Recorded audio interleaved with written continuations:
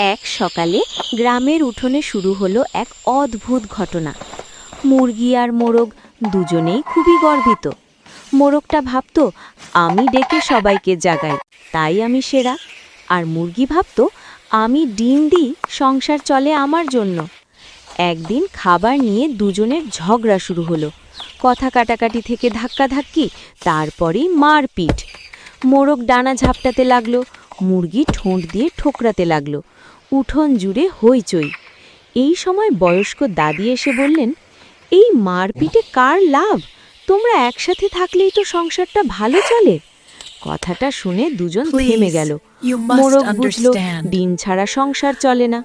মুরগি বুঝলো মোরগের ডাকেই নতুন দিন শুরু হয়। লজ্জা পেয়ে দুজনেই একে অপরের দিকে তাকিয়ে হাসল। সেদিন থেকে তারা ঠিক করলো, ঝগড়া নয়, একসাথে মিলেই চলবে।